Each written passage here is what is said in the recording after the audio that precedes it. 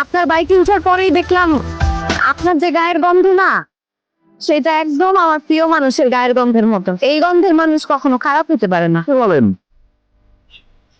খারাপ মানুষ চেনা যায়?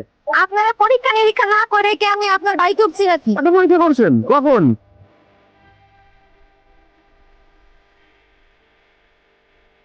ভাইয়া যাবেন? ধানমন্ডি যাবেন? যাবো, উঠেন। কত দিব? দিয়েন একটা। দিন একটা মানে ভাড়া বলেন, কত দিব? যেটা আপনার ভালো মতো হয় এইটা দেন, আটকাইবো না, উঠে পড়েন না।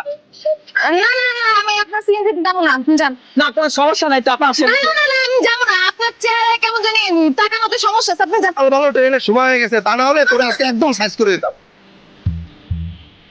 এই যে ভাই চলেন, গ্রামে থেকে আসছি দেখে আপনি ভাইবেন না আমি বোকা।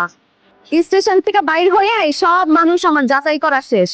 যখন দেখলাম আপনি যে যাত্রীরে নামাইছেন, সে আপনার এত বকাবকি করতেছিল, কিন্তু আপনি চুপ করে তার কথা শুনতেছিলেন, কোনো উত্তর দেন নাই।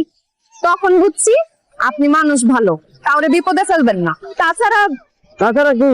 এখন বললে তো আপনার কাছে একটু অন্যরকম মনে হইতে পারে, আবার আমারে পাগলও ভাবতে পারেন, কিন্তু আপনার বাইকে উঠার পরেই দেখলাম আপনার যে গায়ের গন্ধ না, সেটা একদম আমার প্রিয় মানুষের গায়ের গন্ধের মতন। এই গন্ধের মানুষ কখনো খারাপ হইতে পারে না। কি বলেন? গায়ের গন্ধে ভালো মানুষ খারাপ মানুষ চেনা যায়? যায় যায়। তাছাড়া জানেন আপনার গন্ধ কিন্তু একদম হুবহু তার মতো। আমি তো প্রথমে আপনার গন্ধ শুনে চমকাই গেছিলাম, পরে ভাবলাম একই রকম দেখতে কত মানুষ পাওয়া যায়, একই রকম গন্ধের মানুষ তো থাকতেই পারে। আমার প্রিয় মানুষ সে দুবাই থাকে, সে তার ঢাকা থাকে না, নাই গো কইতে।